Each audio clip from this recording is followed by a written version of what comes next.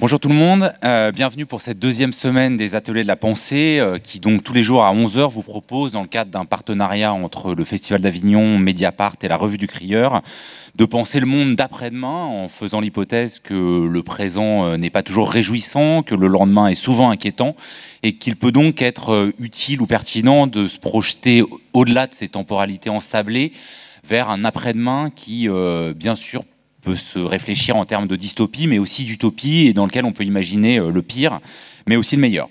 Et ce matin, c'est à l'après-demain de l'information et du journalisme que nous nous intéressons en compagnie d'Alice Géraud. Bonjour. Bonjour. Vous êtes la co-directrice des Jours, un site d'information qui a été lancé par une équipe de journalistes ayant fait pour la majorité d'entre eux le choix de quitter le quotidien Libération.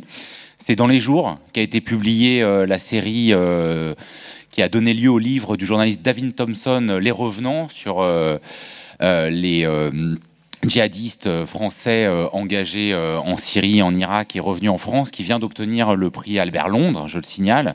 Donc l'après-demain de l'information, c'est bien sûr obtenir des prix Albert Londres, mais c'est pas seulement ça. Donc Alice a bien voulu réfléchir à quels seraient les scénarios à la fois les plus probables et les plus désirables. Si on réfléchit à l'avenir de la presse, c'est pas forcément les mêmes. Non, c'est pas forcément les mêmes. Et alors, quand Joseph Confavreux m'a demandé d'essayer de réfléchir à quels étaient les scénarios de l'après-demain du journalisme, donc un après-demain un peu plus lointain que mercredi, j'ai eu une sorte de liste d'angoisses qui me sont venues et je me suis dit que c'était compliqué en fait aujourd'hui le journalisme parce que rien que la question m'a terriblement angoissée. Je pense qu'on partage tous un constat un peu compliqué sur l'information aujourd'hui, donc sur le journalisme. On entend beaucoup de choses. Je pense qu'il y a un constat partagé sur lequel je ne vais pas développer d'une information de plus en plus locaux, c'est d'une information qui est de moins en moins soumise à des entreprises de presse, mais de plus en plus à des groupes industriels dont l'objet premier n'est pas d'informer, mais de s'enrichir sur d'autres produits que l'information. Et voilà, on a une information de plus en plus éphémère, de moins en moins fouillée, de moins en moins creusée, mais finalement, je crois que tout le monde est à peu près d'accord, et les lecteurs et les journalistes sur ce constat-là. Mais moi, il m'est apparu en vivant la fabrique là, de l'information, que ce soit dans ma précédente vie de journaliste à Libération, ou dans ma nouvelle vie d'avoir créé un média, dont je vous dirai en quoi peut être une réponse à tout ça, selon nous. Ce qui m'apparaît, dont on parle très peu, c'est que, et ce qui m'angoisse c'est qu'on se dirige aujourd'hui vers un journalisme sans journaux. Quand je dis sans journaux, c'est pas sans papier, c'est évidemment sans papier. Je crois pas que ça soit forcément le principal fond de la question, le support qu'on lise sur papier ou sur Internet ou quel que soit le média. Quand je dis sans journaux, c'est d'un journalisme sans rédaction, sans cette intelligence collective qui permet de proposer des choix éditoriaux, de hiérarchiser l'information. Les journaux, comme on l'entendait avant et encore maintenant, un journal par exemple comme Libération, mais c'est le cas aussi sur Internet comme Mediapart, comme Le Monde, c'est pas simplement un travail de journaliste individuel, c'est un travail collectif. Et ce travail collectif, il est fondamental pour donner du sens à l'information, parce qu'il permet notamment de faire des choix. Le choix en amont des sujets que l'on va traiter, le choix en aval de la hiérarchie d'information. Ce qu'on va mettre en une, disait-on avant, sur papier, on dit en home sur Internet. Et aujourd'hui, cette intelligence collective, on voit qu'elle est de plus en plus atomisée par les nouveaux modèles de presse, pour différentes raisons. Parce que, je vous le disais, les entreprises de presse sont de moins en moins des entreprises de presse. Donc, dans le travail collectif d'une entreprise de presse, les gens qui permettent que l'information vous parvienne à vous, qui sont les gens qui ne sont pas journalistes, qui font la promotion, la vente, les abonnements, la diffusion, dans une entreprise de presse, ils sont en quelque sorte soumis au cœur de cette entreprise, qui est l'information, avec des règles déontologiques. Dès lors qu'on n'est plus dans une entreprise de presse, ces services-là sont un peu moins soumis à ces règles et on a une dégradation, je pense, du journalisme. L'autre chose, c'est la diffusion de la presse aujourd'hui. On achète de moins en moins un journal, c'est-à-dire une proposition éditoriale.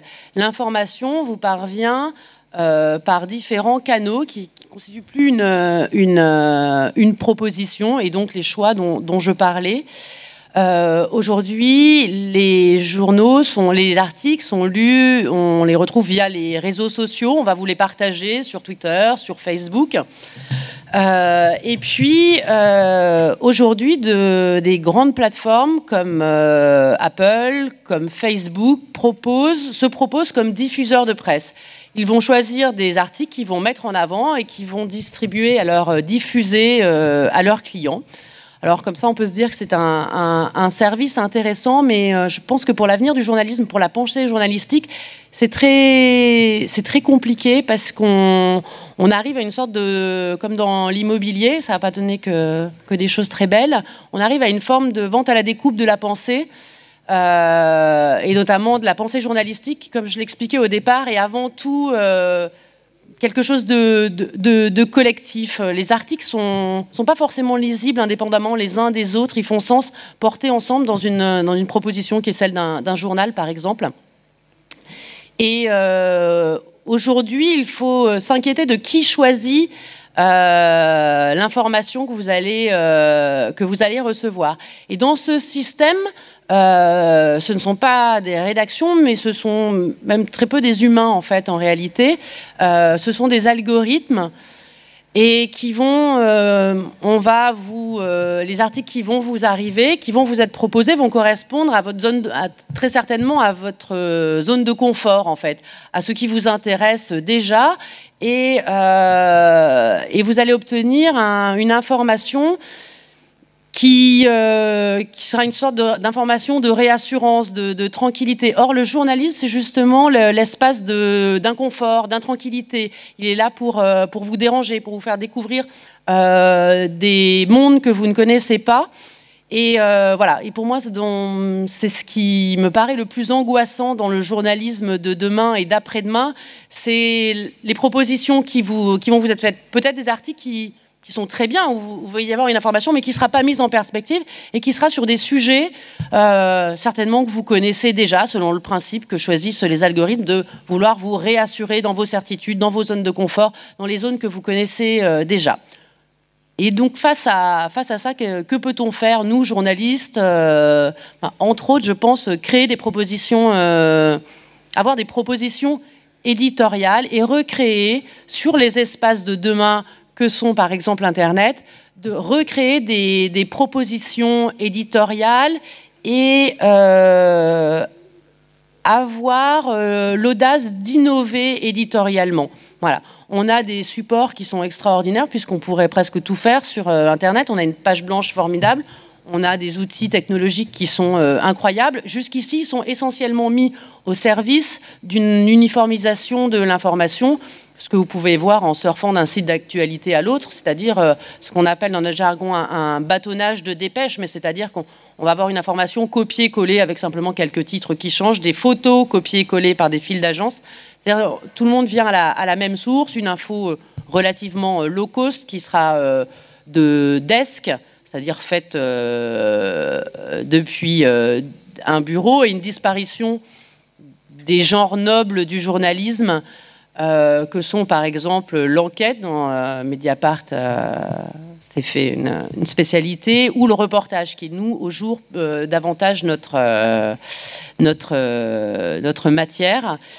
Et donc l'idée, nous, voilà, quand on a créé les jours, il y a... Oui, parce que voilà, est-ce que tu peux expliquer un peu ce que sont les jours pour les gens qui ne seraient pas encore abonnés, parce qu'on a l'impression que voilà, on se demande quand même comment une proposition éditoriale peut faire face à un tel bouleversement économique de la presse et un bouleversement technologique, à la fois des manières de produire et des manières de lire. Voilà. Les Jours, c'est un journal sur Internet qui a été fondé en 2016 par des journalistes dont je suis, qui venaient de Libération. On était un collectif de 8 journalistes, 9 avec un directeur photo. Nous avions envie d'inventer, justement, d'innover, d'avoir cette capacité de proposition. Avec, pour nous, on est parti d'un constat qui était l'idée que l'information perdait de la mémoire, qu'une information chassait une autre, et qu'on avait, nous journalistes et vous lecteurs, on vivait dans un univers avec une mémoire de poisson rouge, en fait, où tout était instantané et rien n'était longitudinal. Et puis, on avait très envie de renouer avec un genre qui nous plaisait, qui était un journalisme très narratif, sur l'écrit et sur l'image, qui raconte des histoires qui se mettent à hauteur d'homme pour raconter l'actualité par ceux qui la font, ceux qui la subissent, plus ou moins directement. Et en gros, l'idée qu'aujourd'hui, le journalisme, et notamment le journalisme d'actualité, celui qui fait du quotidien, c'est moins vrai pour le journalisme un peu plus froid, ce qu'on appelle le slow journalisme, ranger le monde dans des catégories qui n'étaient pas les catégories qui correspondaient au rangement du monde. Par exemple, n'importe quelle rédaction, encore aujourd'hui, est organisée, découpée en services. Le service société, le service politique, le service international, le service culture. Or, nous, il nous apparaissait que ce découpage du monde n'était pas notre découpage, notre façon de penser le monde, et que tous aujourd'hui, pas seulement les journalistes, les questions culturelles, économiques, sociétales, politiques, elles se mêlaient, on les vivait, on les subissait parfois. Parfois on en est les acteurs, et que tout ça interagit, et que le point de départ, ce ne serait pas des rubriques, ce serait des sujets.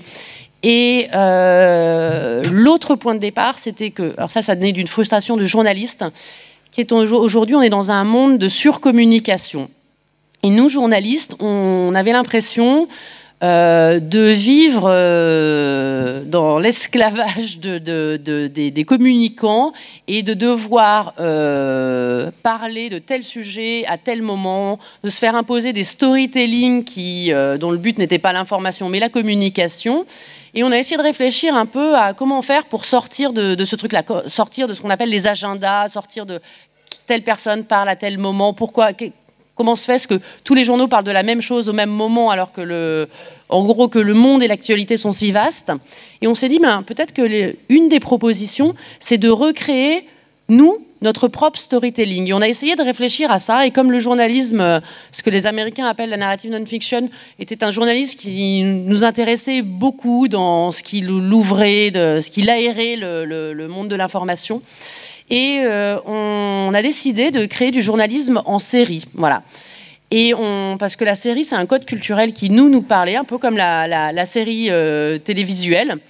Et se dire qu'en fait, finalement, ces histoires, on allait les raconter comme des documentaires en temps réel.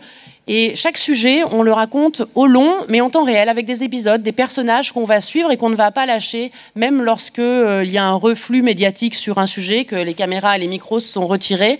Notre idée, c'était de rester les deux pieds dans le sable et de continuer à traiter ce sujet. Et c'était une façon aussi de répondre à ce que je disais au début, de raconter l'actualité à échelle humaine.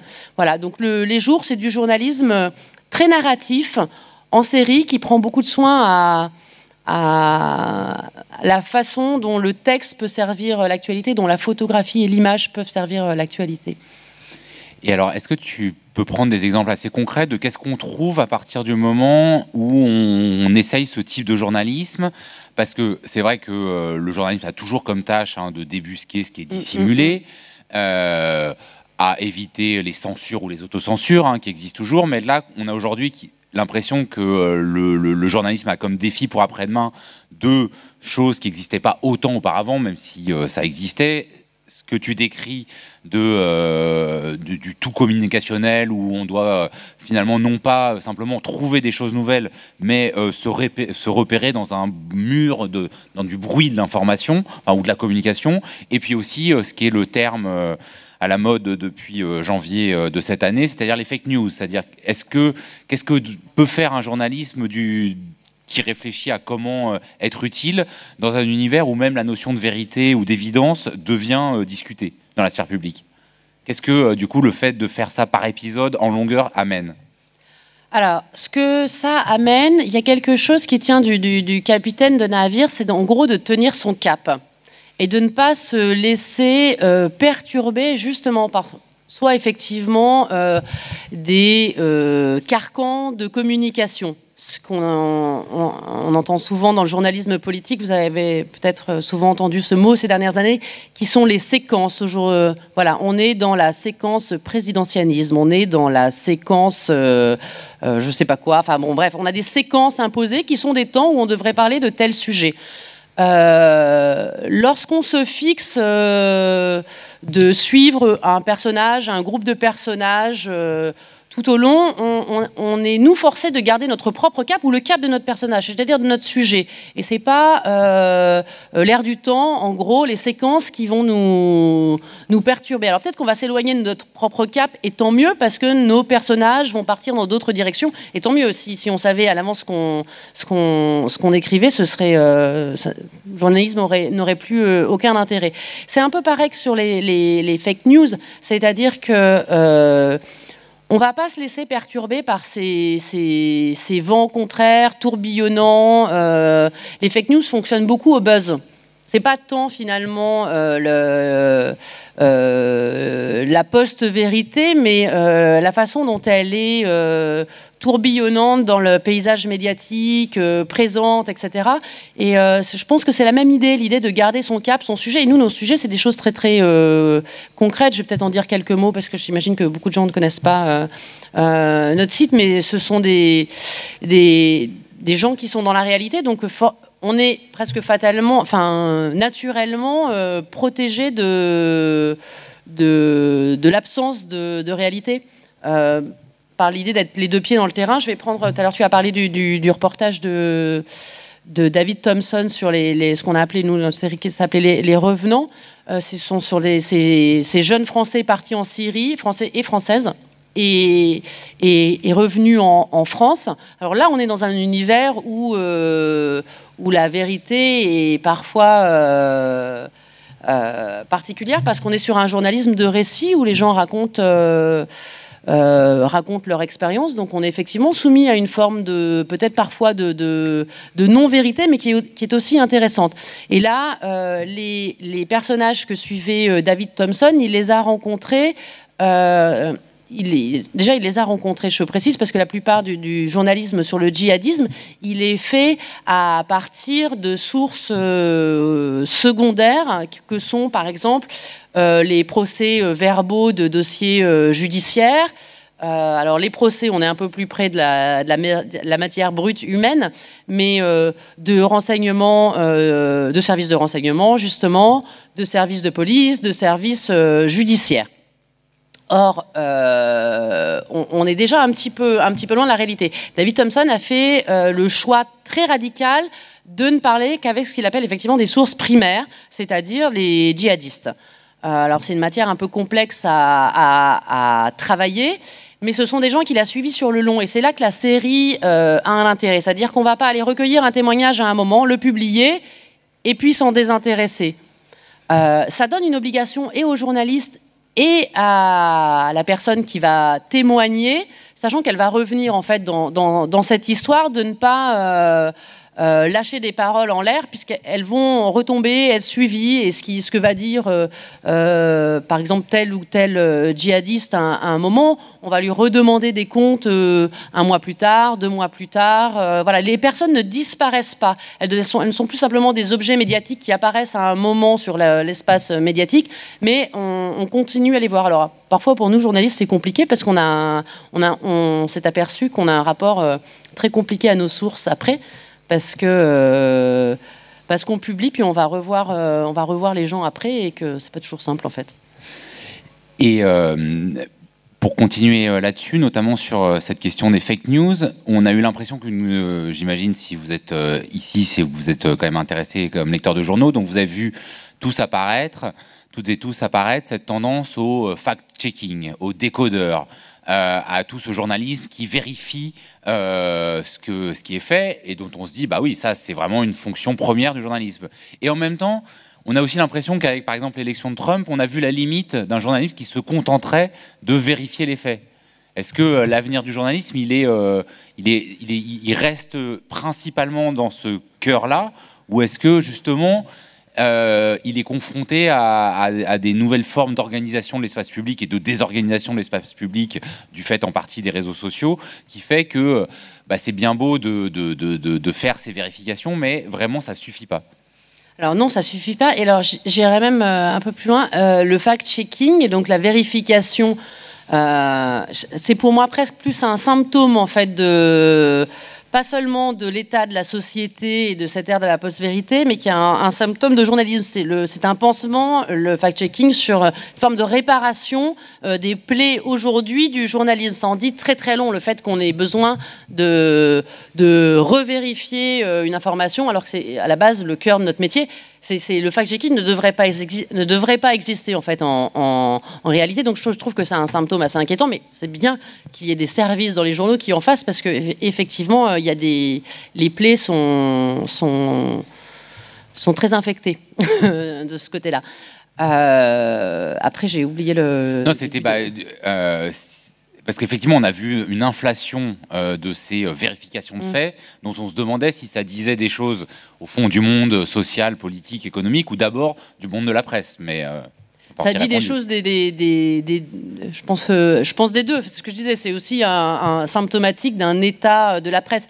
Après, la solution, c'est aussi parce qu'on a besoin de fact-checker quand on est sur cet espace-là, qui est cet espace parfois on dit de buzz, cet espace mouvant, qui est finalement assez loin de la réalité. Et je pense qu'une des solutions pour le journalisme, c'est ça ne veut pas dire on est obligé de traiter cette mousse, cette écume de l'actualité, en fait, qui est assez polluée, essentiellement soit effectivement des fake news, soit de la communication, soit du vide intersidéral.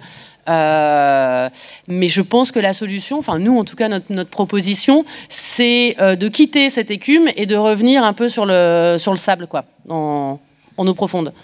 Et revenir sur le sable, ça suppose donc des séries, de la longueur, du temps. Ça, c'est du côté des journalistes. Est-ce qu'on peut résister à tout ce qu'on lit sur le fait que, par exemple, les pratiques des jeunes générations, c'est aujourd'hui des pratiques de lecture beaucoup plus courtes, qui demandent, si ce n'est du flash, du moins, pas la description de journalisme en longueur et en série? Est-ce que Alors, en fait, je crois pas. En fait, je le croyais pendant longtemps, parce qu'on m'a longtemps expliqué ça, que à l'ère du numérique, les gens, voire les jeunes, pire, avaient besoin de lire très vite, très simple. Donc il fallait écrire très simplement, de façon uniformisée. Comme ça, on avait un mode d'écriture, donc un mode de lecture simple. On n'avait pas à se creuser la tête, à être surpris par des formats innovants. Puis il fallait que ça soit rapide, parce que les gens captent mal, lisent sur leur téléphone. C'est tout petit, le téléphone. Enfin bref. On nous a fait croire qu'il y avait une nouvelle race de lecteurs qui était moins exigeant, que les lecteurs d'avant, parce que les supports, l'air du temps, conduisaient à ça. J'avoue que au bout d'un moment, je me suis laissée convaincre par cette idée-là, même si elle était très insatisfaisante. Et puis nous, et je pense qu'à Mediapart, vous avez également prouvé le contraire avec une autre proposition éditoriale, mais quand au jour on a lancé cette proposition-là, on s'est aperçu, on a quand même fait quelques études de lectorat. Nous, on a plus de la moitié de nos lecteurs qui ont moins de 35 ans. Et nos articles font, alors je vais parler en signes, ça parle pas à grand monde, mais chaque épisode de nos séries font en moyenne 10-12 000 signes. C'est, je sais pas, une double page de Libération. Je sais pas si vous voyez, c'est à peu près, c'est 2 portraits de Libé, à peu près le moindre épisode chez nous. Donc c'est quand même des formats assez longs, voilà. Et on s'aperçoit qu'on a un lectorat jeune et un lectorat qui nous lit plus de la moitié des lectures sur notre site se font sur des petits objets de type téléphone. Donc, Donc tout ça était Donc, pas forcément... La taille de l'appareil sur lequel on lit ne suppose pas la taille de l'article. Ne prédétermine pas la taille de l'article. Pas tant que ça, d'abord parce que je pense que les technologies évoluent. Nous, on peut nous lire en hors ligne, donc on peut nous lire dans le métro, dans le train, etc. La technologie rend service à la technologie, en gros, et évolue. Et puis, par ailleurs, moi aussi, je pensais que c'était inconfortable de lire du long sur un téléphone. Je pensais que aussi les plus jeunes générations ne liraient pas des articles très très longs. En fait, c'est faux. Nous, sur nos lecteurs, par exemple, c'est faux. Je pense que c'est faux ailleurs. Et en discutant, moi, je fais beaucoup d'interventions dans les lycées et les collèges. En discutant avec donc de jeunes lecteurs ou à l'université, je m'aperçois aussi que cette génération-là, ce ne sont pas des déçus de la presse papier pour une raison simple, c'est qu'ils ne l'ont jamais lu. Et ils ne sont pas surpris par des nouvelles propositions et des nouveaux codes de lecture, parce qu'ils ne connaissaient pas les anciens. Et c'est vraiment j'étais assez surprise par cette découverte, mais en réalité c'est ça en fait. Donc tout est ouvert et on leur dit nous on va raconter l'histoire de Bolloré qui dévore Canal+ avec une série, des personnages, des épisodes.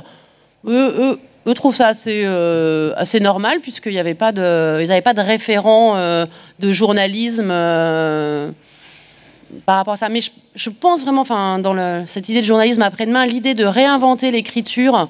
Oui, parce que dans l'idée que le journalisme, aujourd'hui, ça devient absurde d'opposer presse papier, presse numérique. Enfin, il y aura de la place pour... évidemment que toutes les presses papier seront sur numérique, mais il y a quelque chose sans doute d'assez important, c'est de voir qu'une partie du fait qu'on a du mal à penser un avenir de la presse sur support numérique, a été qu'il y a une mauvaise transition vers le numérique, qui a été le décalque de code d'écriture qui date quasiment du 19e siècle, sur des sites d'information. Il y a eu une très mauvaise transition vers le numérique, d'un point de vue économique, qui a été... la presse a subi un accident industriel, quoi. Ça a été la sidérurgie dans les années 70 et ça continue parce que... et c'est important ce côté économique parce que ça a créé une crise de la presse et donc du journalisme. C'est-à-dire qu'on a... pour une raison que j'ignore complètement, on a donné à lire en gratuit ce qu'on donnait jusqu'ici en payant. Donc forcément, il y a eu une équation économique qui n'était plus résolue. On a pensé qu'on pouvait la résoudre par la publicité. Or, la publicité, ça a tendance quand même à altérer les modèles de presse. Et puis, il se trouve que ça ne fonctionne pas. C'est pas tellement rentable. Les modèles gratuits par la publicité ne fonctionnent pas. Et donc, des entreprises qui ne fonctionnent pas, elles dégradent ce qu'elles produisent, et notamment le journalisme. Mais il y a autre chose qui nous intéresse peut-être plus aujourd'hui, parce que ça parle plus du journalisme.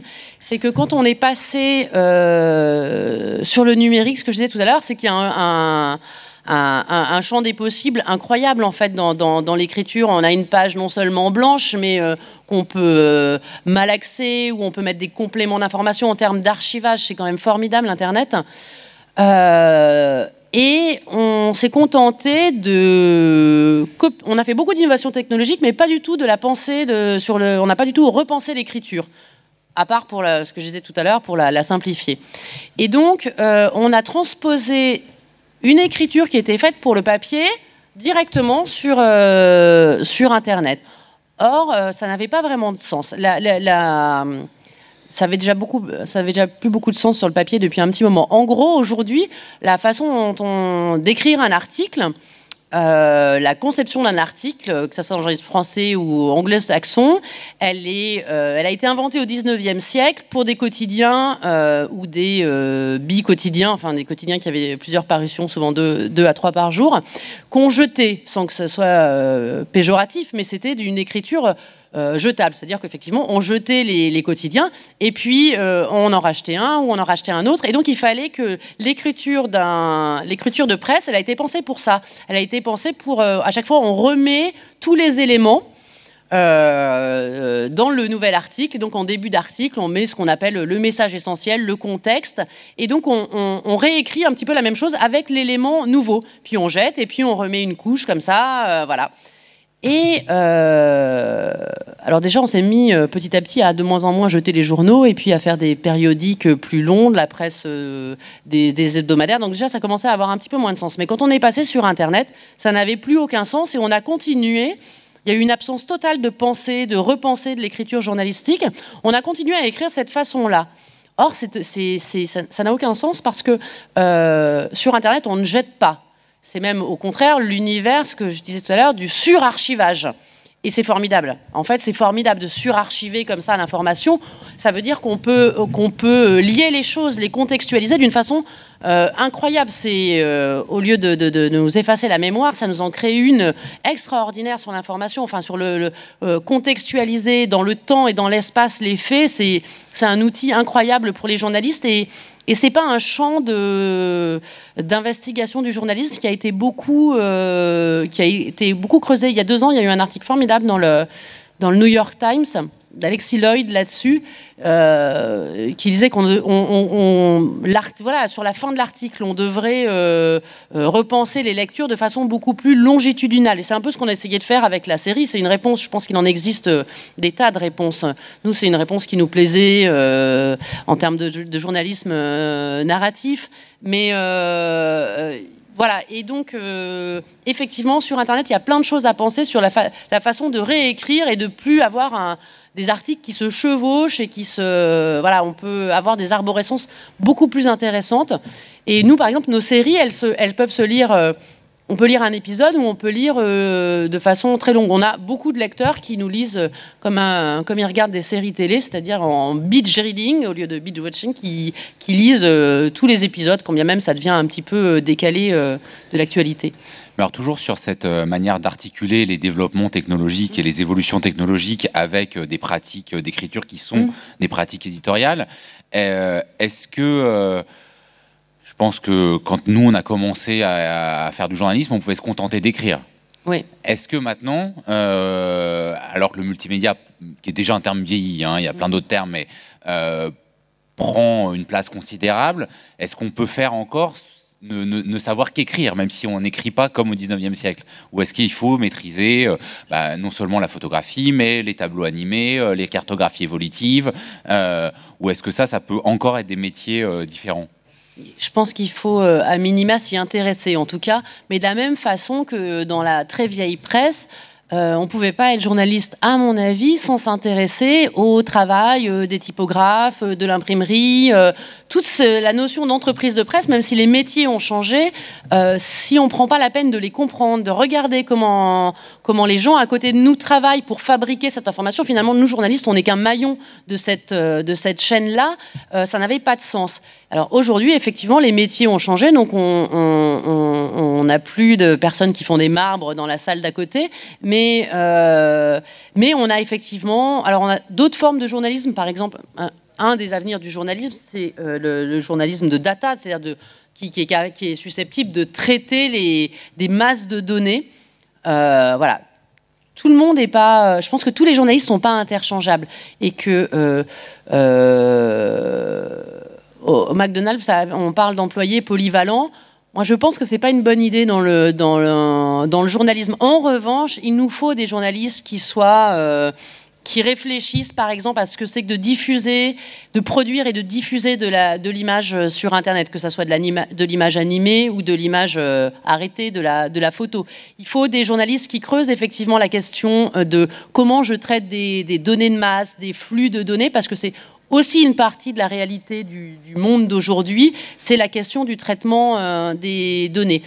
Il faut... Enfin, voilà. Mais après, nous... Alors, c'est un parti pris éditorial au jour. Nos journalistes ne font pas de photos parce qu'on aime beaucoup le travail de la photographie, la photo de presse, qu'on dit, alors là, encore plus que le journalisme, particulièrement en crise. Nous, notre idée, c'est que cette crise de la presse, c'était pas une fatalité, et notamment la crise du photojournalisme. Il y a une crise du photojournalisme parce que les médias ne commandent plus, ne produisent plus de reportages. Donc nous, le pari, c'était de... Alors peut-être c'est un pari un peu fou, mais enfin jusqu'ici, ça fonctionne. C'est de continuer à recréer de la richesse et donc de la production de photojournalisme. Alors on produira peut-être pas des centaines de reportages par an, mais on en produira des dizaines et on va recréer quelque chose. Et on voit sur le terrain, quand on envoie des photojournalistes, aujourd'hui à quel point ils ont une capacité à réinventer leur métier, à nous envoyer, à travailler sur l'image animée, sans pour autant devenir documentariste, à réinventer des nouveaux formats de boucles vidéo, de choses qui sont très belles, qui ont du sens, qui ne sont pas de la vidéo pour la vidéo, qui ne sont pas... voilà. Et je pense que voilà, c'est aussi ça l'avenir du journalisme. Donc moi, je ne pense pas que les journalistes doivent devenir des hommes orchestres de tout, parce que pour savoir bien faire un truc, il faut se spécialiser un petit peu. Et encore, homme orchestre, c'est un terme sympathique, parce qu'en télévision, où on a vu apparaître ce qu'on appelait les JRI, les journalistes reporters indépendants, c'est-à-dire qui faisaient à la fois les questions, qui prenaient la caméra et qui faisaient le montage, on appelait ça les couteaux suisses. Voilà, mais c'est pour une question toute bête. Quand on est sur le terrain, je sais pas, donc moi je viens de la presse écrite et j'écris essentiellement, même si j'essaie de repenser mon écriture, j'écris. Quand je suis en reportage, j'ai besoin... d'être extrêmement concentré, j'ai besoin d'être extrêmement concentré sur mon environnement pour pouvoir comprendre ce qui se passe. Si en même temps, il faut que je me dise, faut que je fasse un tweet du truc, il faut que je prenne une photo, que je la poste en même temps sur Facebook, que je filme telle personne, je vais être déconcentré et de fait, l'information que je vais récolter, elle va être dégradée. Voilà. Et donc, c'est toujours pareil, c'est d'avoir des moyens, mais voilà. Bon, ça, c'est l'économie. Mais alors, j'entends cette idée qu'une entreprise de presse n'a jamais été constituée uniquement de journalistes, que ce n'était pas le cas dans le passé, que ce ne sera pas le cas dans l'avenir. Néanmoins, par rapport effectivement, à ces questions du big data, là, on a vu aussi, je parlais tout à l'heure de l'émergence du fact-checking, on a vu ces derniers mois, enfin ces dernières années, l'émergence de collectifs d'investigation, de journalistes qui ont sorti des grands scandales, que ce soit les Panama Leaks, les Football Leaks. Il y avait deux choses très intéressantes dans ces événements. C'est déjà la collaboration de journaux internationaux. Donc finalement, voilà, dans une information qui est mondialisée, de la fraude en l'occurrence mondialisée, d'avoir des collectifs qui viennent de différents pays, même si c'est pas évident, parce qu'il faut bien savoir que les journaux ont toujours été en rivalité les uns avec les autres et que partager les informations, c'est pas quelque chose de naturel dans la profession, on va dire. Et ça montre aussi autre chose quand même. Et là, ça repose la question. J'entends qu'il y aura toujours de la place pour les journalistes et toujours des gens pour la place pour d'autres types de professions au sein des entreprises de presse. Est-ce que quand même la place des informaticiens, pour ne pas dire des gens capables d'aller non seulement traiter des masses de données, là quand je parle des Panama Leaks ou des Football Leaks, c'est des millions de documents, donc de toute façon on est obligé de travailler en collectif, mais il y a aussi la question d'aujourd'hui aller débusquer des informations, c'est peut-être davantage maîtriser, savoir briser quelques secrets informatiques, voilà. Donc est-ce que quand même ça modifie pas assez profondément le travail? Ça modifie profondément le travail. Il y a deux choses dans ce que tu disais. Il y a la question des journalistes qui se mettent en collectif, et généralement en collectif internationaux. Alors en réalité aussi, en collectif internationaux, c'est parce que ça correspond au non-découpage du monde d'aujourd'hui.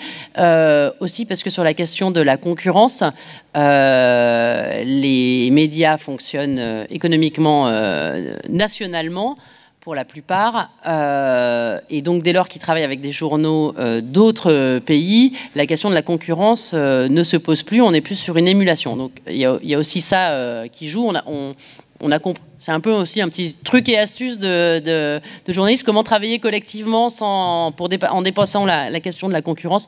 Il y a un peu de ça aussi.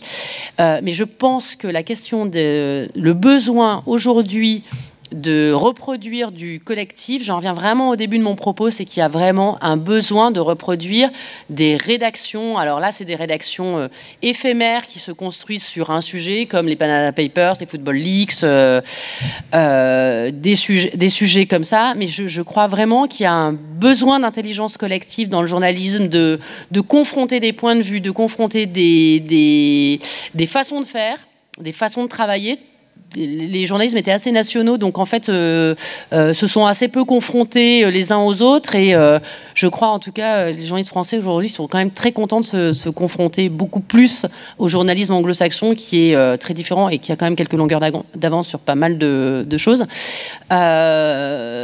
et aussi de travailler dans ces collectifs.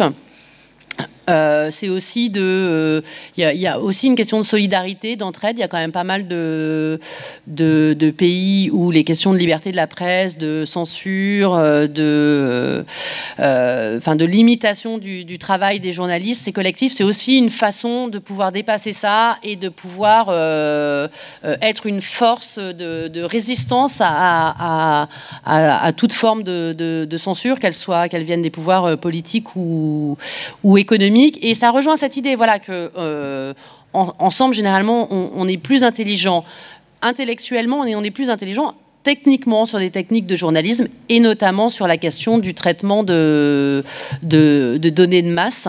Alors moi, je pense que je ne sais pas si les journalistes vont devenir informaticiens, mais il y a des informaticiens qui vont devenir journalistes, et ça, c'est assez chouette. Tout à l'heure, je parlais de la photo. Au départ, les photographes, ils n'étaient pas photojournalistes, ils étaient photographes, ils étaient portraitistes. Et quand ils sont rentrés dans la presse, on a créé un nouveau métier qui était le photojournalisme.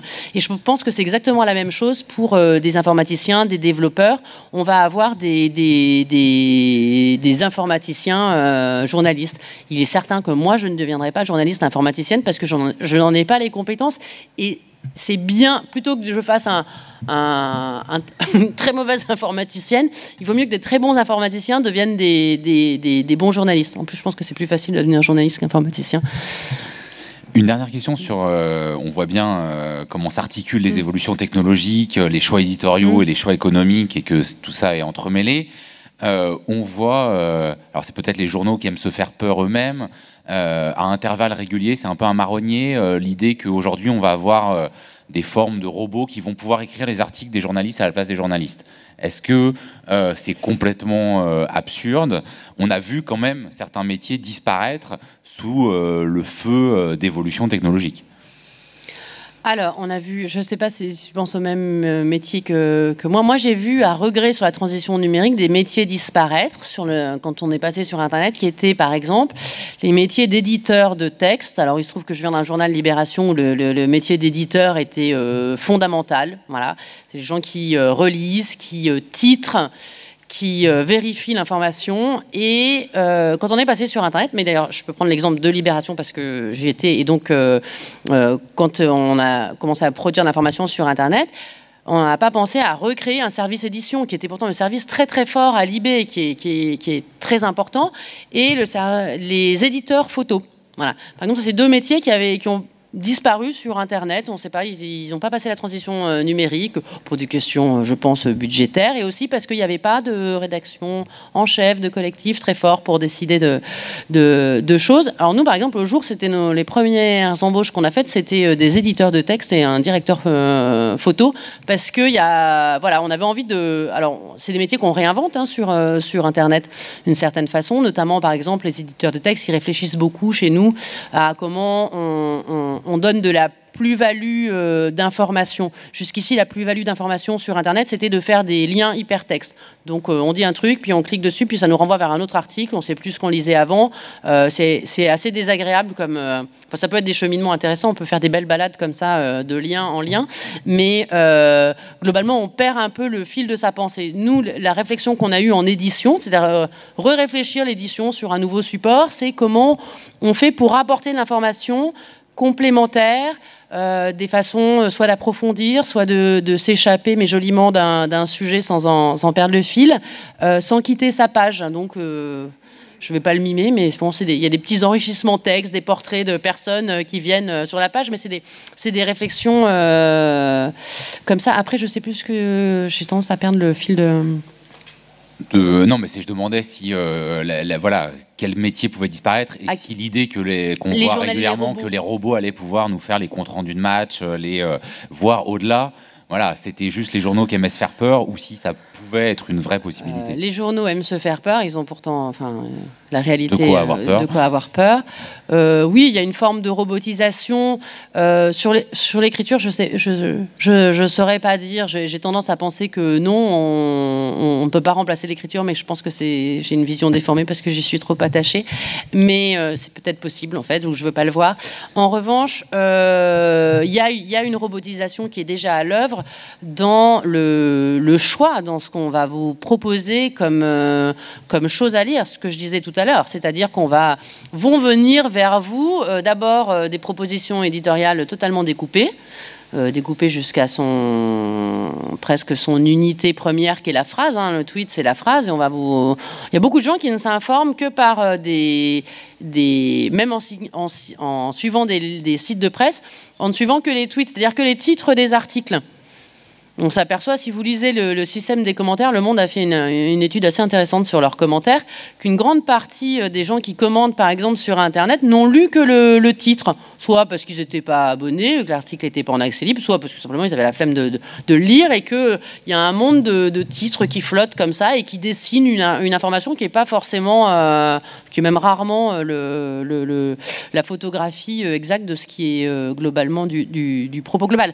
Donc la robotisation, elle est déjà à l'œuvre, et dans la diffusion de l'information. Je disais tout à l'heure, les plateformes d'articles que sont en train de mettre en place Facebook et Apple, par exemple, ou Google Actu, même si c'est un peu un fonctionnement différent, ce sont des algorithmes qui décident de ce que vous allez lire, donc ce qui est important, donc qui dessinent une photographie de ce qui se passe dans le monde selon Google, selon Apple, alors quand bien même ce qu'ils mettent en avant, c'est des articles faits par de vrais journalistes avec un travail qui pas à être remis en cause, mais c'est plus dans la diffusion que la robotisation est, à mon sens, très inquiétante.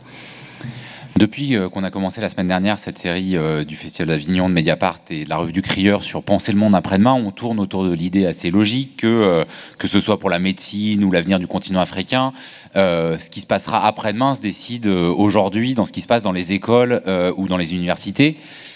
Il y a quelque temps, quelqu'un qui a fait un peu du chemin depuis, en l'occurrence François Ruffin, donc après avec son documentaire Merci Patron, qui est maintenant député de la France Insoumise, avait écrit un livre qui s'appelait Les petits soldats du journalisme, décrivant dans les écoles de journalisme, au fond, comment se fabriquait l'uniformisation de la pensée, des formes qui sont liées d'ailleurs.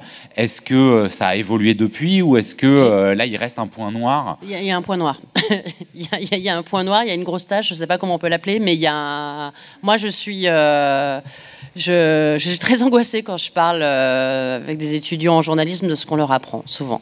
Je trouve que c'est pas une bonne idée globalement. Ce qu'a dit François Ruffin est toujours... on apprend des choses datées, sous couvert souvent d'un truc super...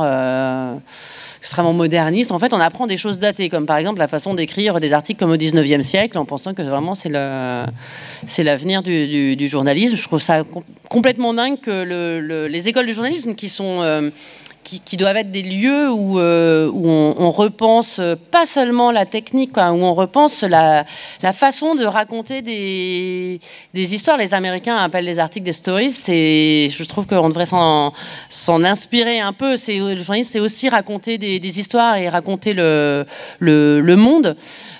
Aujourd'hui, j'ai pas l'impression que cette pensée-là existe, et il y a quelque chose, je trouve, de très moutonnier dans la façon dont on apprend le journalisme aujourd'hui, qui conduit à ces réflexes qu'on entend trop souvent dans les rédactions. Si lui l'a fait, il faut qu'on le fasse, quoi. Non, justement non. On pourrait peut-être éventuellement faire autre chose. Récemment, l'an dernier, j'écoutais une conférence devant, il y avait 250 étudiants en journalisme, et des penseurs du journalisme leur expliquaient d'abord la crise de la presse, mais je crois qu'ils avaient bien compris, ils avaient 20 ans, ils avaient bien compris, donc on leur disait qu'ils auraient du mal à trouver un travail, à vivre du journalisme tel qu'on le pensait dans son économie d'avant, un CDI dans un journal où on allait rester assez longtemps. Alors je pense qu'ils étaient assez au courant de ça, de cette précarisation, mais le chemin qu'on les poussait à prendre m'a un peu effrayée. On leur disait, bon, vous allez être dans un univers précaire, les journaux vont fermer, ne vous aventurez donc pas là-dedans. Soyez votre propre entreprise, soyez journaliste auto-entrepreneur. J'ai tendu un peu l'oreille parce que ça m'intéressait, moi qui venais de monter une entreprise de presse avec quelques camarades. Je me suis dit, c'est vrai que c'est une des solutions, d'ailleurs c'est celle qu'a emprunté d'abord François Ruffin avant de faire de la politique, qui était de monter son propre journal, de monter sa proposition éditoriale, et puis qu'il aime le suit. Nous, c'est ce qu'on a fait, et on en est assez heureux. Et donc, j'ai tendu l'oreille en me disant, c'est intéressant, effectivement, de pousser des journalistes à repenser aussi l'économie de la presse, mais en fait, ce qui est la suite était beaucoup moins heureuse. En fait, on les poussait à trouver des formes de financement un peu comme des sportifs, en fait, des sponsors, en fait. Et donc de trouver des marques qui puissent financer leurs reportages et donc la diffusion de leurs articles qui ne s'inscrivaient pour le coup. L'idée, c'était qu'ils soient diffusés uniquement par les réseaux sociaux et ce qui ne s'intègre surtout pas dans ces rédactions, dans ce collectif que j'essaie de promouvoir, alors que c'est vrai qu'il disparaît un peu. Mais, et ça, j'ai trouvé ça extrêmement inquiétant dans tout ce que ça disait, parce que ça voulait dire, bon, en termes d'indépendance, je ne développe pas, mais se faire voilà, sponsoriser par une marque, c'est un peu compliqué quand même pour l'indépendance, et ça risque de contraindre un petit peu la liberté du journaliste. Il risque de s'en apercevoir assez rapidement. Mais surtout, là, on était vraiment dans l'atomisation, pas seulement de la pensée journalistique, mais de la production. C'est-à-dire que Nike va aller produire ton reportage à Mossoul. Enfin, on voit bien que Nike va pas faire ça gratuitement. Alors, ceci étant dit, je mets quand même un petit bémol à ça, sur une façon de produire le journalisme qui n'existe pas en France, d'abord parce que juridiquement, ça n'est pas possible, et qui fonctionne, faut quand même le dire, relativement bien dans les pays anglo-saxons, qui est un journalisme de mécénat par fondation. Il y a beaucoup de collectifs, de sites de journalisme américains et anglais qui font du très bon journalisme, financés par des fondations, et qui sont des fondations privées, et donc des fondations d'entreprises. Donc je mets un petit bémol, mais je pense que la fondation est peut-être comment dire, quand même un effet paratonnerre un peu indirect de protection du journalisme, un peu plus désintéressé qu'une entreprise ou une marque qui finance directement un journaliste. Voilà. Mais j'ai été vraiment effrayée par ce truc-là, et je voyais les jeunes journalistes qui notaient consciencieusement l'idée de ne pas aller s'embêter avec une rédaction où on allait leur dicter leur choix. En fait, on ne va pas leur dicter leur choix, ça va être plutôt une émulation. Voilà. D'aller faire du journalisme à Mossoul, mais en basket Nike, pour le faire financer. J'aurais une dernière question avant qu'on ouvre le cercle de la discussion, qui sera sûrement trop vaste, mais qui, je pense, quand même est au cœur de ce dont on parle. C'est cette idée que le journalisme, l'information est connecté de manière très profonde au champ politique, public, économique. Et que donc, ma question trop vaste serait de savoir comment est-ce qu'on pense l'avenir, l'après-demain de l'information, dans un contexte où à la fois certains chefs d'État théorise la démocratie libérale, c'est-à-dire au fond le muselage de la presse. Hein. Là, on est 1 an après le coup d'État en Turquie, on a vu, et les jours ont été au premier plan pour voir à quel point, puisque un de ces journalistes a été arrêté puis expulsé, pour voir à quel point il y avait, les espaces se restreignaient pour faire du journalisme. Mais voilà, c'est une question qui se pose particulièrement là aux frontières, enfin pas aux frontières, en Europe. Mais c'est au fond une question là que la présidentielle a reposée, c'est-à-dire qu'on a vu une presse quand même assez moutonnière soutenir, faire un nombre de unes considérable sur l'actuel président de la République, au point de susciter au fond une désertion qui a été sensible dans le taux d'abstention, mais qui est aussi sensible vis-à-vis d'une partie de la presse. C'est-à-dire qu'on se dit, bon, voilà, si tout le monde et il n'y a plus de pluralisme, voilà, c'est l'autre face d'une information non pas muselée, mais moutonnière. Donc voilà, comment est-ce qu'on peut réfléchir à l'après-demain de l'information quand, pour le dire brièvement, on a l'impression que les démocraties sont très fragiles? Je pense qu'il faut se détacher des pouvoirs politiques. C'est une réponse un peu. Je pense qu'il faut faire un petit pas de côté et suivre ses propres questionnements politiques dans le journalisme. On est trop calqué sur le fonctionnement des pouvoirs, quels qu'ils soient, que ce soit des pouvoirs autocratiques, on parlait de la Turquie, ou de pouvoirs plus libéraux, comme on a en France aujourd'hui, et on en voit les limites et voilà, du côté du marketing politique. Il faut réussir à tracer son propre chemin. Tout à l'heure, je disais de garder le cap quand on mène une enquête journalistique, et ça passe par un journaliste qui ne soit pas... Parce que le journaliste, aujourd'hui, tourne beaucoup autour des agendas politiques, finalement. Même qu'on les critique, qu'on enquête sur eux, on reste quand même beaucoup dans leur roue, finalement. Et je pense qu'il faut savoir prendre des transversales pour pouvoir... je pense que c'est par là qu'on arrivera à sortir des choses intéressantes, tout bêtement en sortant des sentiers battus. Moi, j'ai été, par exemple, effarée d'une polémique qui ont secoué un certain nombre de mes confrères et consoeurs après l'élection d'Emmanuel Macron à la présidence. Les journalistes politiques ont vécu un drame terrible. On les choisissait pour les voyages de presse et enfin bon, ça a été terrible. Ils étaient très très très en colère. On choisissait les gens qui vont au brief. Je ne sais pas ce que vous savez ce que c'est que les briefs off des ministres et des présidents de la République. En fait, c'est des réunions où les conseillers du président ou des ministres ou du Premier ministre réunissent les journalistes. Il y a les conseillers en communication, tout ça, les responsables de cabinet, et où on leur dit ce qu'il va falloir dire d'un prochain déplacement ou d'une prochaine séquence. Ils tiennent vraiment beaucoup à cet espace-là, un peu de connivence quand même, faut dire ce qui est, d'orientation du journalisme. Et on s'aperçoit qu'on est arrivé à un tel point que quand on remet en cause ces choses-là, pour d'autres raisons, hein, parce qu'effectivement Macron voulait over-contrôler sa communication, le journalisme se rebelle. Je pense que la première rébellion, ça serait de ne plus du tout aller à ces briefings ou à des choses comme ça. Donc, en fait, je pense que la réponse, c'est de sortir. Et c'est valable pour des régimes encore démocratiques comme le nôtre, mais c'est valable aussi... Nous, on l'a vu en Turquie. Donc, notre journaliste, lui, il a passé... pendant un an, il a suivi la Turquie. Au début, il voulait s'intéresser à la Turquie, notamment sur les questions migratoires et sur cette idée de ce pays à la frontière, de cette charnière entre l'Europe et l'Orient. Et dans ses premiers voyages, ses premiers reportages, il nous a dit je crois que le sujet, c'est pas celui-ci en fait. J'ai l'impression, c'était en novembre 2015 qu'il a commencé. Il a dit je crois qu'il y a une dictature qui est en train de s'installer. En fait, je sens quelque chose. Comme il y allait, lui, il est basé en France et donc il y allait 3 semaines comme ça assez régulièrement.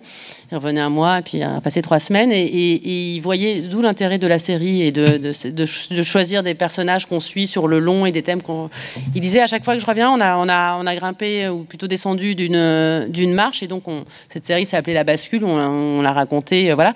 Mais finalement, il n'a pas fait la chronique de la présidence Erdogan. Il s'est intéressé aux lignes de fond dans la société sur la question des migrants, des minorités, des universitaires qui commençaient à être chassés et en les suivant et en suivant ces histoires au long sans aller faire la chronique du pouvoir, je pense qu'il a réussi à raconter quelque chose d'extrêmement fort qui est effectivement ce pays qui s'enfonçait dans la dictature jusqu'à la tentative de coup d'État.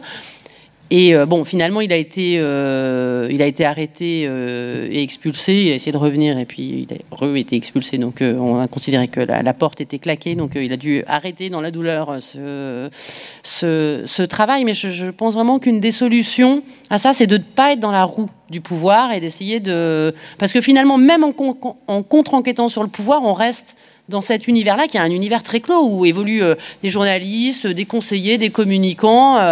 Finalement, les lecteurs, ils se sentent quand même assez exclus, et je pense que ça participe aussi du désintérêt pour la politique. C'est sur cette métaphore digne du Tour de France qui s'approche de la région que nous allons ouvrir la discussion à la salle. Il y a 2 jeunes gens avec des t-shirts rouges et des micros. Enfin, c'est pas du tout une salle, c'est des bancs. Monsieur, au premier rang. Ah, vous étiez déjà là l'an dernier, vous. Oui, bonjour. Moi, j'ai une question sur ce qui va peut-être vous choquer, mais sur l'impossibilité maintenant d'être objectif dans l'information. Et le journalisme, c'est peut-être plus qu'avant, je ne sais pas, un combat politique.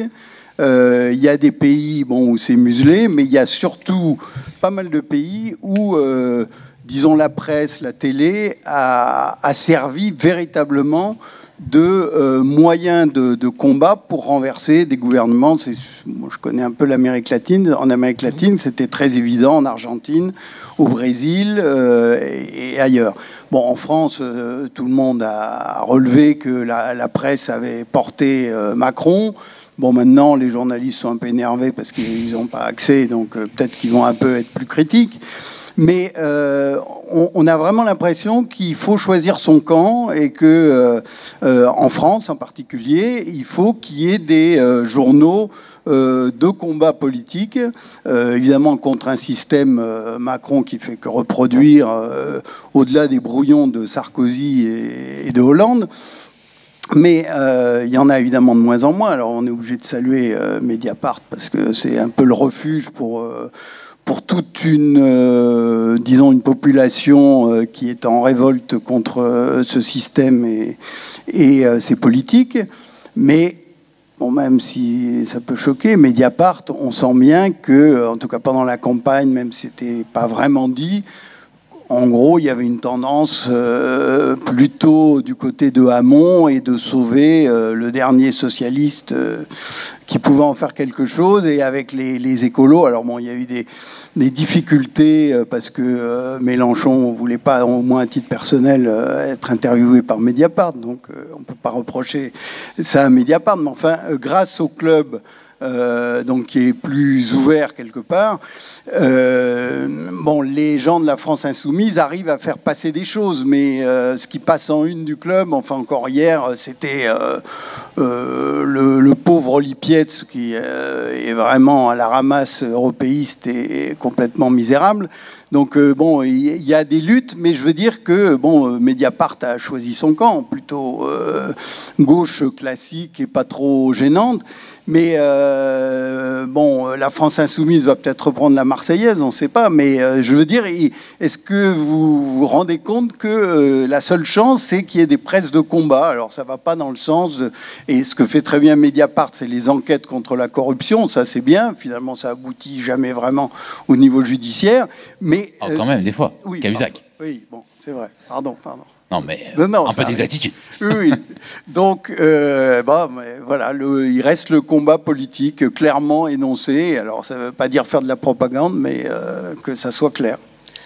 Alors, je ne réponds pas sur la ligne éditoriale de Mediapart, je laisse répondre. J'ai pas eu la même lecture que vous en tant que lectrice, en tout cas, mais bon, c'est pas grave. Je reviens sur le tout début de votre intervention. Vous appeliez à l'objectivité. Alors, moi, pas du tout.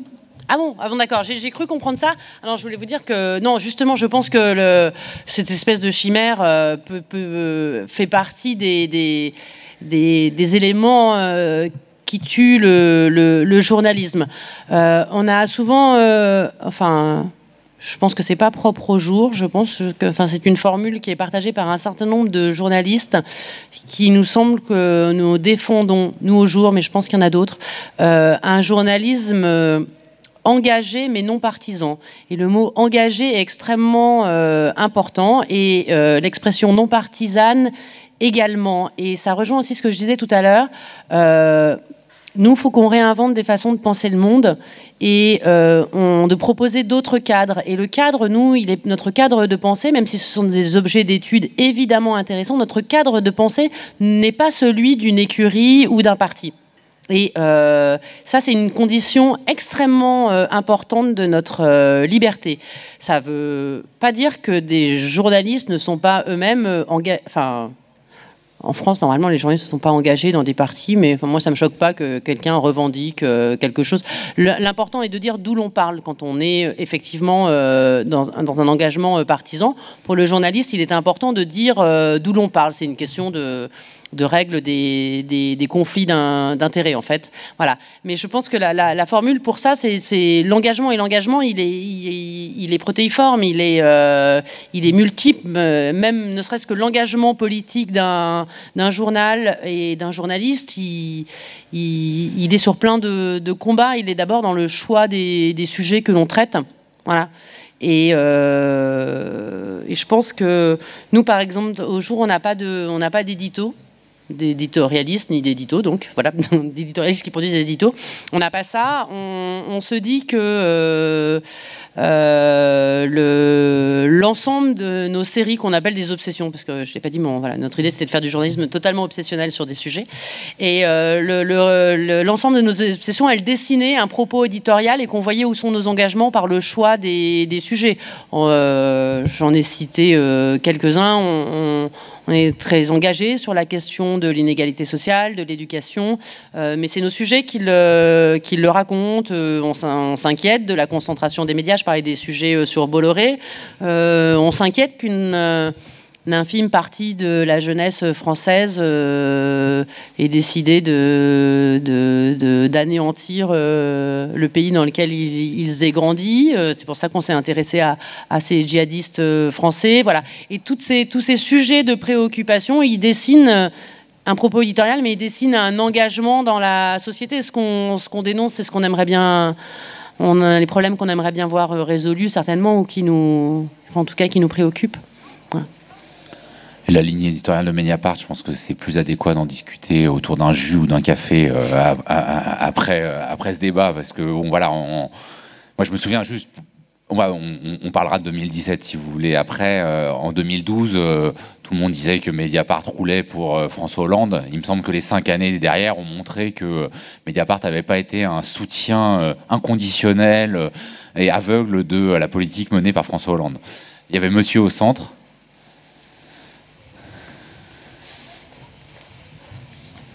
Moi, j'avais un commentaire et 2 questions. Le commentaire, d'abord, total respect et admiration pour les démarches aussi bien de Mediapart que des Jours.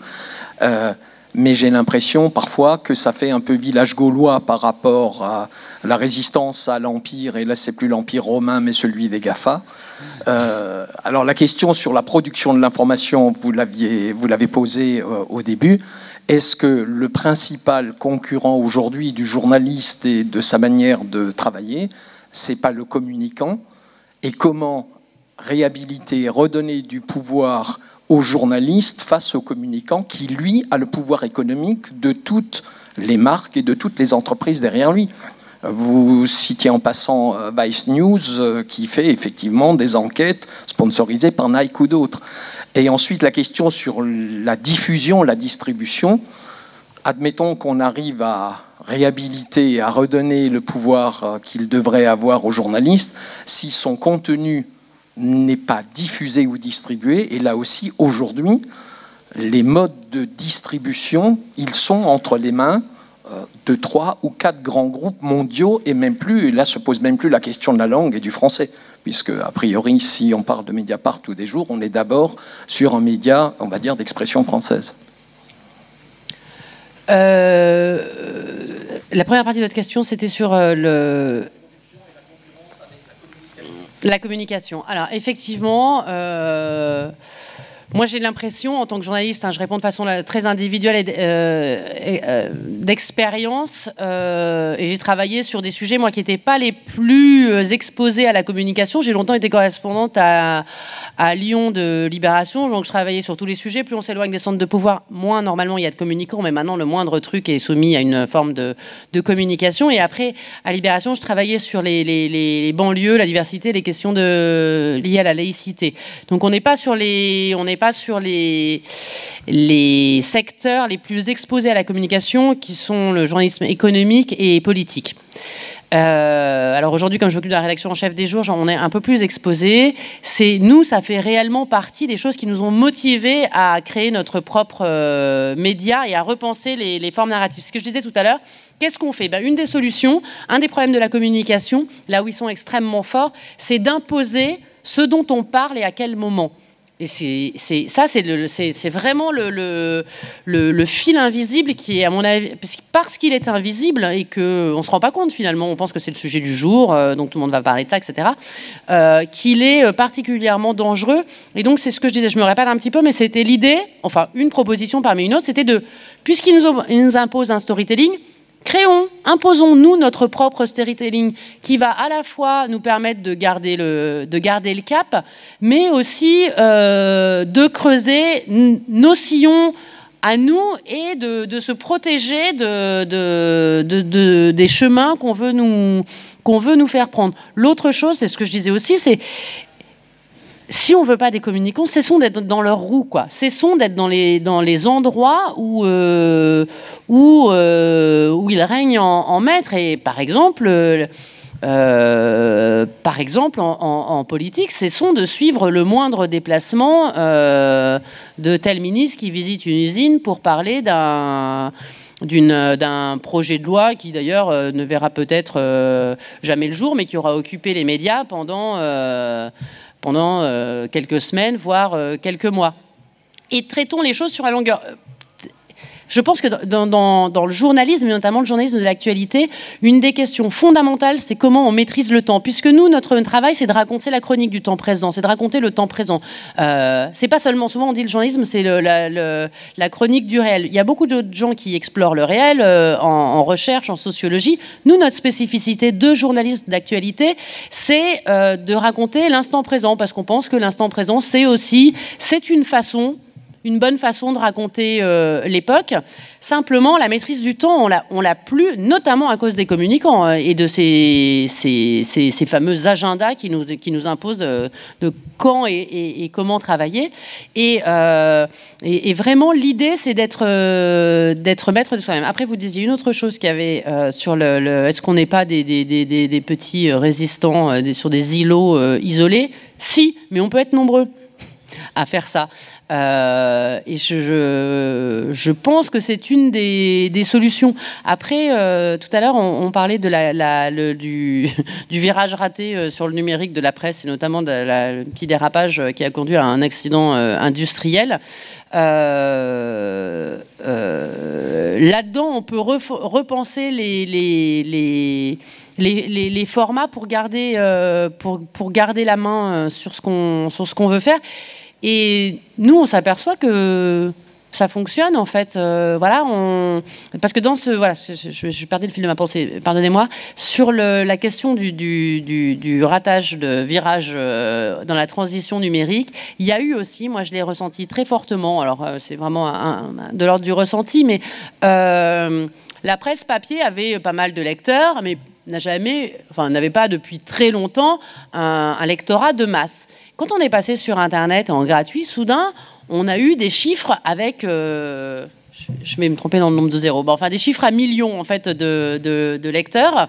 Et je crois qu'il y a eu un petit effet d'ivresse, en fait, pour les journalistes et pour les entreprises de presse qui étaient habituées à avoir 100 000, 150 000 lecteurs. On a enlevé un zéro depuis, hein, mais c'était ça le quotidien d'un grand quotidien en France, en tout cas. Et là, soudain, on nous parlait de millions de lecteurs. Et en fait, c'était pas vraiment des lecteurs, c'était du flux, des gens qui passent, des gens qui sont pas prêts à s'investir dans la lecture, s'investir en faisant l'acte d'achat d'un journal ou d'un abonnement, ou s'investir dans la fidélité, en fait, de suivre l'histoire d'un journal. Et ce contact avec un lectorat de masse, une audience, et plus un lectorat ou un public, ça a pas mal déboussolé, je pense, les journalistes, le journalisme, les entreprises de presse, les journaux. Et donc maintenant, on a tendance à plus penser qu'à travers cette unité du million, des pages vues, des clics, etc. Or, quand on pense sur d'autres modèles, par exemple le modèle de Mediapart ou des jours qui sont des modèles de surabonnement. Donc surabonnement, ça veut dire qu'on s'investit dans le paiement et dans une forme de fidélité. Et ni Mediapart ni les journaux ne vendent à l'article. Je pense que c'est pas un hasard. C'est pas simplement parce que c'est moins rentable ou que c'est compliqué techniquement, ce qui est vrai d'ailleurs, mais c'est aussi parce qu'on recrée un espace de un compagnonnage avec nos lecteurs. Et ça passe. Alors même si Mediapart a énormément d'abonnés, voilà, ils ont retrouvé le niveau qu'avait pu. Un gros village gaulois. Voilà, vous êtes un gros village, 150 000. Voilà, on est sur les bons chiffres des grands quotidiens quand ça va bien, donc c'est pas mal, Mais effectivement, on n'est pas sur des chiffres d'audience des GAFA, évidemment, mais ça ne veut pas dire que ces espaces n'existent pas. Et je pense qu'il serait chimérique de vouloir se dire que nos modèles, ils sont faits pour des millions de lecteurs. Et c'est pas grave. C'est pas grave, l'essentiel c'est qu'on arrive à en vivre, que les lecteurs arrivent à se nourrir de ça, à s'informer. Alors voilà, il y a une taille critique d'abord pour en vivre, et puis il y a une taille critique pour que le journalisme se diffuse et que l'information se diffuse, qui est quand même le cœur de notre métier. Mais moi je suis pas si effrayée que ça, et je pense que la multiplication d'initiatives, on sent que ça frémit et que voilà, il y a des choses qui se passent et qui produisent des choses intéressantes en tout cas. D'autres questions, madame? Oui, c'était pour répondre un peu au monsieur par rapport au terme objectif. Quand on parle d'information, moi je suis une physicienne dure et j'ai donc appris qu'on ne voit que ce qu'on regarde. Et une fois qu'on le sait, on s'interroge quel est l'instrument de mesure. Comme ça, on sait quelles sont les chances de voir ceci ou cela avec tel ou tel objectif. Et voilà. Donc, pour moi, le journalisme n'a pas à être objectif. Il a à dire d'où il parle, ce qu'il regarde. Voilà. Personnellement, je suis abonnée à l'Humanité. Voilà. Qu'on oublie de citer, alors que c'est un très vieux journal, n'est-ce pas, qui a des difficultés, lui aussi, bien évidemment, mais qui me parle de choses qui m'intéressent, parce que ce que je trouve qui manque avec l'informatique galopante et la toute-puissance des GAFAM, vous avez oublié le dernier M, donc la puissance internationale des GAFAM, moi je souffre d'impuissance là avec mes cheveux blancs et je sais que je suis pas la seule, parce que je vois ce qu'on fait avec, hein. Quand j'ai pris un taxi pour m'amener à la gare, j'ai eu un chauffeur ubérisé qui m'a expliqué qu'il travaillait 16 heures par jour, qu'il avait mal aux hanches et tout y quanti, quoi. Donc cette irréalité apparente de ce qui se passe avec un clavier, je veux dire, soit comme si, soit plus grand, soit... Maintenant, je m'interroge sur qu'est-ce que c'est qu'une start-up. Eh ben, je crois que la réponse, c'est 4 ordinateurs sur une table et puis quelqu'un qui commande, voilà. Mais, donc, moi, j'ai des vraies questions par rapport à notre époque. Moi, j'ai besoin d'anthropologues, j'ai besoin de sociologues qui m'expliquent quelle époque on vit. Et apparemment, je trouve que ces GAFAM nous imposent en quelque sorte le statut de cible économique obéissante. Et puis voilà, quoi. Donc on est une cible soit payante, soit travaillante. Qu'est-ce que c'est qu'une classe sociale à notre époque? Voilà. Alors, j'aime beaucoup ce que vous avez dit sur l'objectivité et sur la méthodologie du travail de physicienne. Je pense qu'on peut l'appliquer au quart de virgule près à un journaliste sur le terrain, sur la question. Tout à l'heure, j'ai répondu à votre question, monsieur, en parlant de dire qu'on défendait un journalisme engagé et non partisan. J'ai oublié autre chose, c'était un journalisme de point de vue, en fait. Voilà, notre travail consiste aussi à proposer des points de vue, à définir des focales, en fait. et à choisir ces focales, laquelle nous semble le plus pertinente pour révéler le monde, en fait. Je file beaucoup la métaphore photographique aujourd'hui, je ne sais pas pourquoi. Voilà. Une dernière question peut-être avant qu'on libère l'estrade, parce qu'il y a des gens derrière. Oui, alors moi je parle d'un village encore plus petit que le village de Mediapart, le village des médias de résistance alternative, associative. On s'appelle aussi médias pas comme les autres, qui se trouvent en France dans les petites villes. Et là, c'est des médias de résistance absolue parce que il y a une connivence extrême entre les pouvoirs publics, les pouvoirs partisans, hein, qu'ils soient au pouvoir ou dans l'opposition, avec les pouvoirs de presse ou ceux qui sont dans des presses prescriptives, la PQR pour pas le nommer, et donc des médias associatifs. Vous parliez dans ce débat du journalisme de l'après-demain. Hein. Donc nous, on n'a pas la prétention d'être le journalisme de l'après-demain, parce que par exemple, nous, TVNet Citoyenne, c'est un média associatif, on revendique le fait de faire du journalisme sans carte de presse. On n'est pas des journalistes avec carte de presse, on n'a pas été formés, hein, on se forme sur le terrain, et on revendique le fait de l'article 11 de la Déclaration des droits de l'homme de pouvoir faire de l'information sans être forcément passé par une école de journalisme. Et je rappelle qu'il y a très très peu de journalistes en France qui ont la carte de presse qui sont passés par une école de journalistes. Hein. C'est 17% à peu près. Donc on revendique ça d'une part, et d'autre part, on appartient à une coordination permanente des médias libres en France, qui sont des initiatives au local. Et là, la résistance est terrible, parce que la censure, la pression, elle est très, très, très libre pour qu'on puisse faire de l'information véritable. Et ça, je pense qu'il y a un fonds au ministère de la Culture qui est dédié pour nous, entre guillemets, hein, mais un fonds qui est très, très peu, qui est très faible. Hein.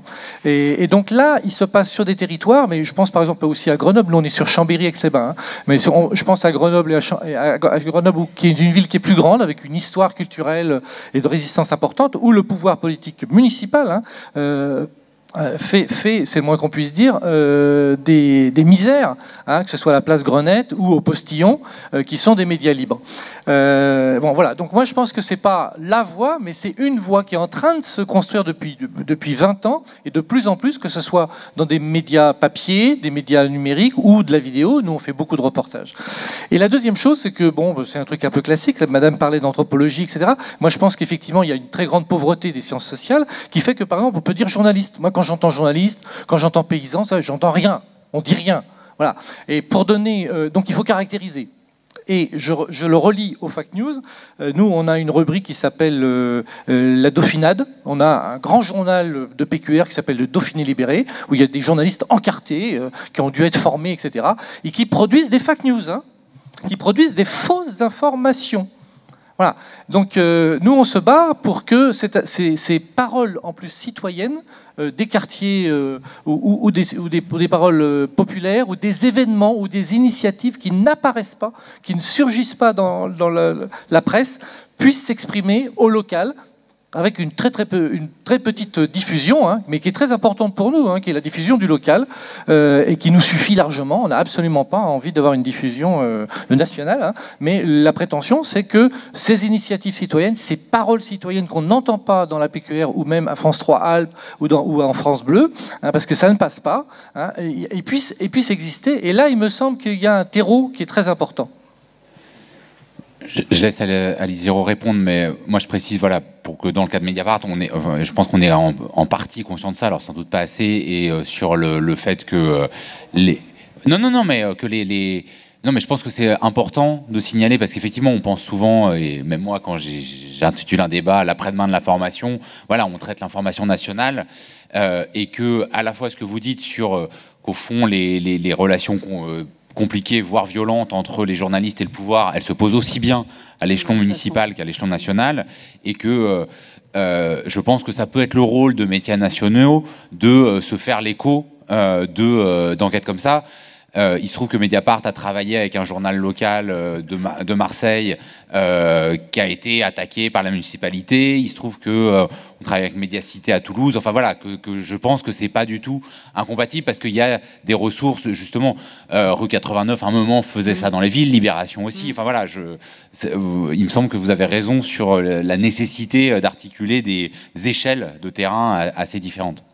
Oui, à la fois d'articuler des échelles de terrain différentes. En plus, c'est vrai que c'est exactement les mêmes problèmes qui se posent. Les problèmes de connivence, ce sont les mêmes, mais c'est vrai qu'on en parle moins localement parce que c'est vrai que l'information subit la même centralisation que le pouvoir politique en France. Et on n'a pas de presse, il y a Ouest France, mais on n'a pas de la presse régionale et reste de la presse régionale. Par ailleurs, va très mal, mais reste de la presse régionale. On n'est pas comme en Italie où on a une presse voilà, qui n'est pas forcément, même pas du tout centralisée sur la capitale.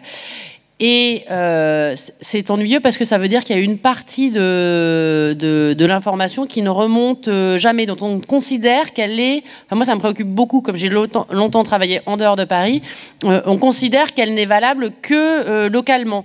Voilà. Et donc, elle sera... Il y a une forme, je pense qu'on peut vraiment employer le mot sans d'énorme mépris de la presse parisienne pour l'information locale, pour la presse locale évidemment, mais alors pour l'information locale, dont on considère pas que l'information vient de là, pour reprendre un slogan de Mediapart. Or, très souvent, et ce qu'on voit aujourd'hui sur les pouvoirs politiques nationaux, ce qu'on observe en termes de connivence, de corruption, de rapport au pouvoir, notamment de captation de pouvoir, parce qu'on parle beaucoup aujourd'hui de renouvellement de la classe politique, etc. L'information, le problème, il part de là, et c'est une information en soi. Et l'autre chose, je voulais compléter ce que vous disiez sur les initiatives un petit peu différentes. Pour moi, c'est exactement... Tout à l'heure, on disait qu'il faut qu'il y ait plein d'îlots différentes. Il y a différentes façons de repenser l'information. Il faut que ces formes soient multiples, à différentes échelles. Mais moi, finalement, ça me fait aussi beaucoup penser à ce dont on parlait tout à l'heure sur les collectifs internationaux de journalistes qui n'existaient pas il y a quelques années et qui, aujourd'hui, sont en train... d'une certaine façon de révolutionner le monde de l'information. Il y a quand même quelques bons cocotiers secoués grâce à notamment en matière de corruption, grâce à ces collectifs de journalistes. D'ailleurs, on parle souvent de ce qui a été sorti sur la corruption, mais il y a beaucoup de choses qui ont été faites sur la question des migrants aussi, qui nécessitaient par nature un traitement international. Il y a des choses qui sont faites sur la question qui est aussi lié à la migration, sur l'aide au développement par ces collectifs, on n'en a pas parlé tout à l'heure, de journalistes internationaux. Et je pense que le local, voire le micro-local, voire des formats un peu différents qui sont l'information citoyenne, tout ça, c'est des pièces d'un puzzle qui va peut-être permettre de recomposer un paysage d'information. Alors oui, qui n'aura pas le pouvoir de masse, des nouveaux médias de masse, mais c'est pas très grave. Voilà, il faut que ça existe et